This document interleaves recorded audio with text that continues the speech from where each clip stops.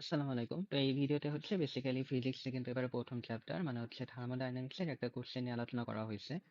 তো এখানে প্রশ্ন বলা আছে যে একটা কাল্পনিক ইঞ্জিনকে এবিসি পথে চক্রাকারে চালনা করা হচ্ছে এবং এখানে গ্যাস হিসাবে ১ মোল এয়ার ব্যবহার করা হচ্ছে। ইঞ্জিনটার দক্ষতা কত? তো এখানে ওই ইঞ্জিনের যে এবিসি প্রক্রিয়া ওইটার ডায়াগ্রাম দেওয়া আছে, পাশে পিভি ডায়াগ্রাম। তো এখান থেকে আমাদেরকে ওই ইঞ্জিনের দক্ষতা বের করা লাগবে। তো এই টাইপের কোয়েশ্চেন হয়তো তোমাদের বইয়ে সরাসরি নাই। তোমাদের বইয়ে হচ্ছে কার্নো ইঞ্জিন নিয়ে আলোচনা করা আছে। এবং কার্নো ইঞ্জিনের ক্ষেত্রে দেখা যায় যে আমরা ডাইরেক্ট ফর্মুলা বসাই দিলেই ওই কার্নো ইঞ্জিনের এফিসিয়েন্সি বের করতে পারি। কিন্তু এখানে ধাপ হচ্ছে ৩ টা। তো এই ধরনের কেসে আমরা কিভাবে ইঞ্জিনের দক্ষতা বের করতে পারি ওইটাই এই ভিডিওতে আলোচনা করা হবে। তো সবার আগে আসি যে ইঞ্জিনের দক্ষতা জিনিসটা কি? ইঞ্জিনের ক্ষেত্রে হচ্ছে আমরা কিছু পরিমাণ হিট ইনপুট দেই এবং হিট ইনপুট দিলে আমরা সেখান থেকে কিছু পরিমাণ কাজ পাবো বা ওয়ার্ক ডান পাবো এবং বাকি যে পোর্শন ওইটা হচ্ছে ওয়েস্ট হয়ে যাবে, পরিবেশে যাবে। তাহলে এখানে যে ওয়ার্ক ডানটা হবে ওইটাই হচ্ছে আমাদের রিকোয়ার্ড আউটপুট।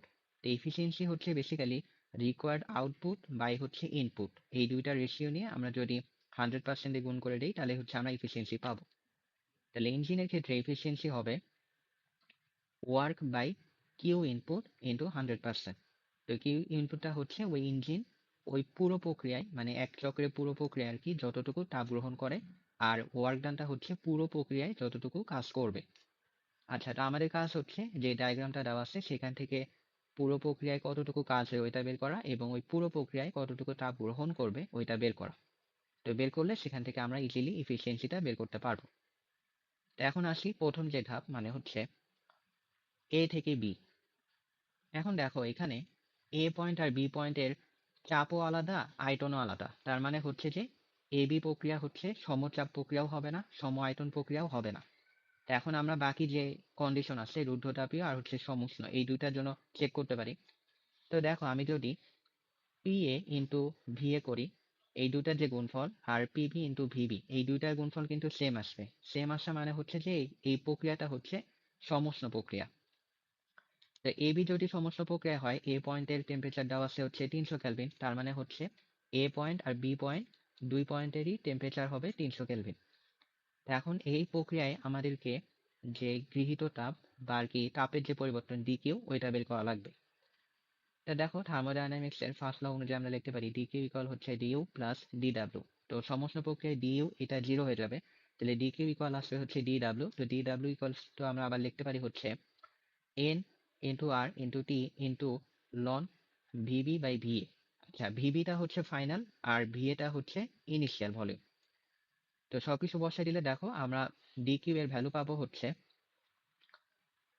Plus 1728.847 joule. আচ্ছা, এখানে কিন্তু ডিকিউ এর ভ্যালুটা প্লাস আসছে। তো প্লাস আসা মানে কি? প্লাস আসা মানে হচ্ছে যে এবি প্রক্রিয়ায় ওই ইঞ্জিনটা তাপ গ্রহণ করে। যদি কোনো কারণে ডিকিউ এর ভ্যালুটা নেগেটিভ আসলো তার মানে হচ্ছে যে ওই ইঞ্জিনটা তাপ বর্জন করছে। তো যেহেতু প্লাস আসছে তার মানে হচ্ছে আমরা লিখতে পারি ডিকিউ এবি ইকুয়াল হচ্ছে 1700 সামথিং এত পরিমাণ তাপ সে গ্রহণ করবে। আচ্ছা, এখন পরের ধাপ মানে হচ্ছে বি থেকে সি। এখানে দেখো এখানে কিন্তু চাপটা সেম আছে, মানে বি পয়েন্টের যে চাপ আর সি পয়েন্টের চাপ দুইটাই একই। তার মানে বি থেকে সি এটা হচ্ছে একটা সমচাপ প্রক্রিয়া। তো সমচাপ প্রক্রিয়ায় তাপের যে পরিবর্তন ডিকিউ ইকুয়াল হচ্ছে এন সিপি ইন্টু ডিটি।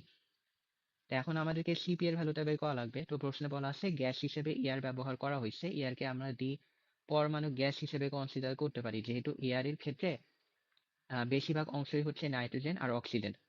তো এই জন্য আমরা এয়ারকে ডি পরমাণু গ্যাস হিসেবে কনসিডার করতে পারি। তাহলে এয়ার এর গামা হবে 1.4।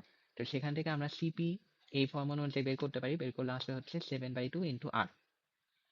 আর আমাদেরকে সি পয়েন্টের টেম্পারেচারটাও বের করা লাগবে। তো যেহেতু সমচাপ প্রক্রিয়া তার মানে আমরা লিখতে পারি হচ্ছে ভিবি বাই ভিসি ইকুয়াল হচ্ছে টিবি বাই টিসি। তো সেখান থেকে টিসি এর ভ্যালু আসবে হচ্ছে 150 কেলভিন। তো সবকিছু বসাই দিলে দেখো আমরা ডিকিউ এটার ভ্যালু পাবো হচ্ছে -4364.85 জুল।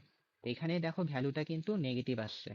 নেগেটিভ আসা মানে হচ্ছে যে বি থেকে সি প্রক্রিয়ায় ওই ইঞ্জিনটা তাপ বর্জন করবে। আচ্ছা, এখন আরেকটা ধাপ আছে সেটা হচ্ছে সি থেকে এ। এখানে দেখো এখানে আবার আয়তনটা সেম। সি পয়েন্টের যে আয়তন আর এ পয়েন্টের আয়তন একই।